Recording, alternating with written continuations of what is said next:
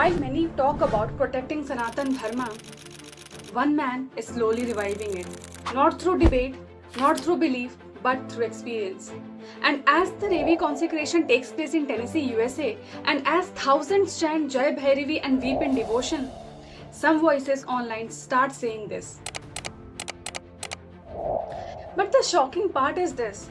These aren't foreigners who are mocking what they don't understand. These are Indians born into the very soil of Sanatan Dharma, calling it superstition, business, or worse, a scam.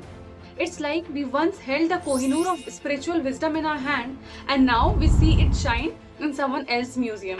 The West is adopting Sanatan Dharma from Krishna consciousness to Shaivism, from yoga to Kriya, and our people are busy mocking their own tradition. So when I saw these comments, not from outsiders but from our own people, it didn't make me angry, but it made me pause. Because this isn't about a video or a temple or a guru. This is about how far we have drifted from our own roots and what it is going to take to bring Sanatan Dharma back, not just in ritual but in living experience. So today, let's talk about the truth. Because as one rotten apple spoils the whole barrel, these people will stink the entire effort of someone who is trying to make things happen just for humanity. Because right now it's very important, not just for those who believe in Devi or Sadguru, but for anyone who still cares about the very root which we are slowly forgetting.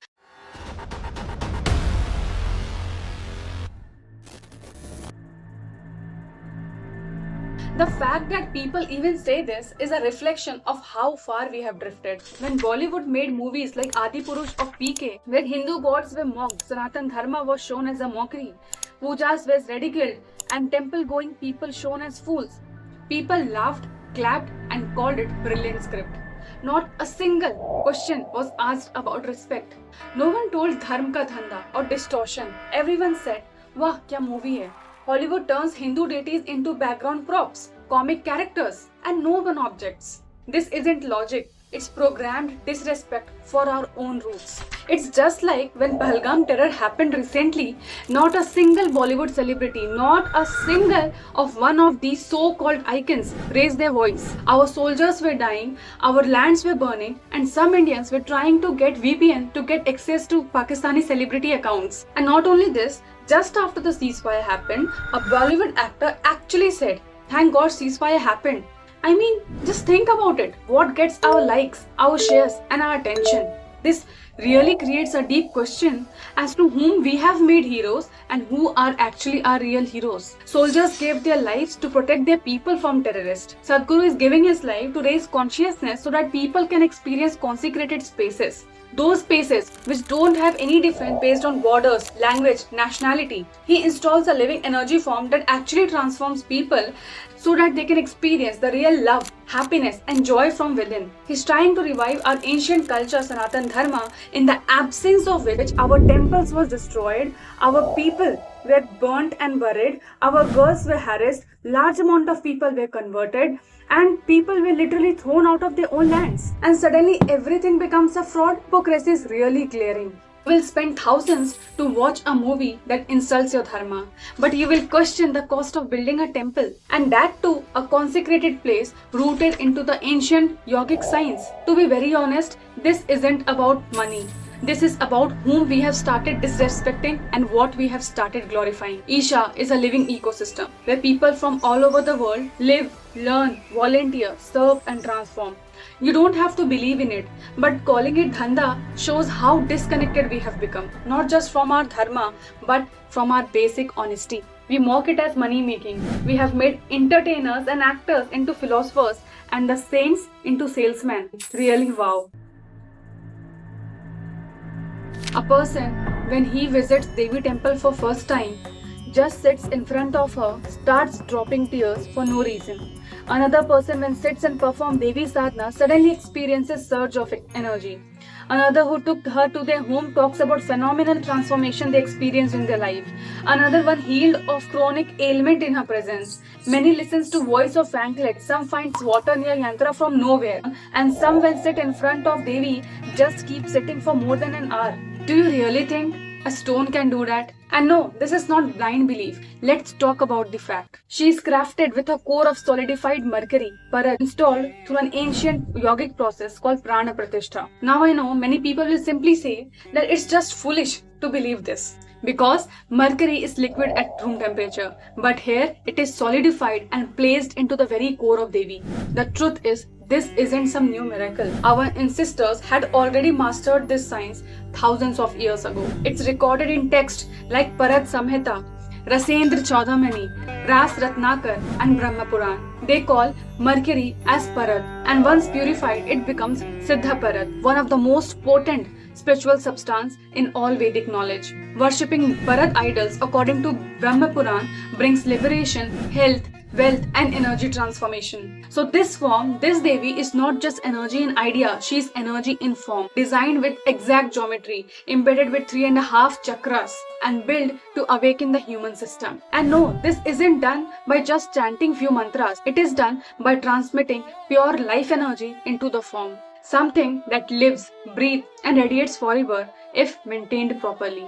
If you want to understand this deeper, I have made a full video explaining the consecration process, the science behind Parat and why Bhairavi is not a belief, she is an active presence. So do watch the video appearing on your I button and the link I have pasted in description, because once you understand what it takes to consecrate a living Devi, you will never again call her just a stone. Fair question, but only if you looked at what it actually takes. This is an article published by Sadhguru. There are at least 100 requests right now for me to consecrate major projects. These include real estate projects where they want energy centers. If I do the requested 100 consecrations in the next 2 years, I may live only for another 3 years. That is the kind of energy requirement it will take. I have the energy, but I do not have the body to do that. This body is fragile, newly built structure. It was almost gone at one time after Dhyanalinga consecration. Not only he, the people around him have stated many times that after Dhyanalinga consecration, it took everything that he had. Physically, mentally, energetically, he was totally spent. There were days where he couldn't move. He couldn't even speak. Lumps were formed along his spine because of what was passing through him. And after Devi consecration and Isha, he faced many things with his body, which took almost 1.5 years to just revive from that condition. During Samyama, he has said that the process leaves him physically shredded because he is holding energy for hundreds of people without a mantra, without tools, just through presence. But still he says, if it means that people can walk in and touch the sacred, it's worth everything. This is a thing only a divine can speak. In an article, he even asks people to stand up, people below 35 years of age. If you are interested, they want to train you to be able to do these things. But the world is still at a level of ignorance where they think that by consecrating a space, you are bringing some religion into their life. We see him walking on stage smiling and we think it's easy. We think Bhairavi is just a clever architecture. That's not architecture. It's yogic engineering of highest order. A man burning himself from within so 1,000 others can light their lamp without even knowing where their fire came from. And this is what makes Sadhguru different. He doesn't ask for belief. He builds living tools, consecrate temples, offer yogic science, pays for it with his own system. That's the difference. Not someone preaching about spirituality, but someone who builds tools of transformation from his own system on the line. We don't deny that spiritual fraud exists in this country. But to compare a man who has really dedicated his entire life to build a conscious planet, and there even he says, don't believe me, just experience this. To compare such a person, it's not ignorance, it's injustice. Such comparisons are not only inaccurate but also dismissive of decades of dedicated service. The man who initiated Kaveri calling, Kaveri, the same river which was once dried, and people of 2 states were literally in the words to kill each other just for water. Planting of over in the Kaveri basin to combat soil erosion and enhance water retention resulted in full-fledged river. If you have forgotten his Save Soil movement, where he kept his life on the edge just for the survival of humanity. And still if you have forgotten, I will make you remember March 2024, Mahashivratri, when over 1 million people danced and chanted. Throughout the night, Sadhguru was on the stage for over 12 hours, smiling, standing, dancing and speaking. Even as his team says, he was in immense excruciating pain that he was in the edge of a complete medical breakdown.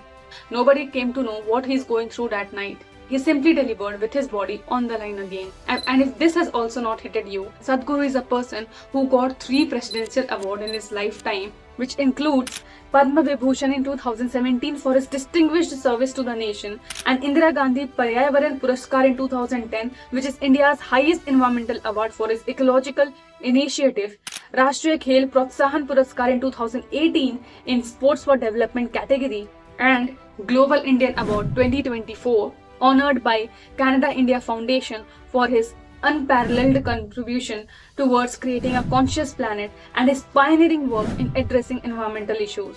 A man who never takes a break, did countless work not just for show off, got global recognition to his work, and people took the step. They signed MOUs, several steps were taken for whatever he did for the sake of conscious planet. It's really very shame that his own country people mocks him this way.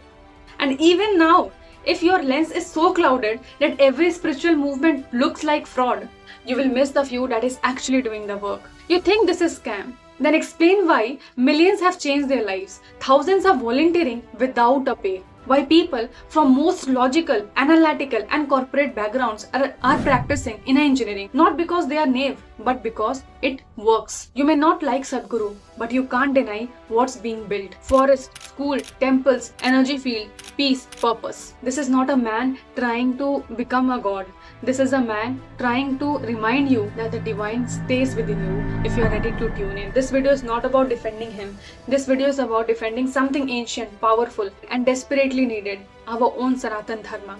He is a bridge between the ancient and the modern, between the sacred and the practical, and between a sleeping culture and its forgotten divine feminine. And with this, finally closing the video, if you loved it, if it has hit you in some way, please do share this with as many people as you want. And do not forget to watch these 3 videos to create a deeper insight. And with this, if you love the video, do not forget to give it a like, share and subscribe. And up to next, stay safe, healthy, happy and namaskaram.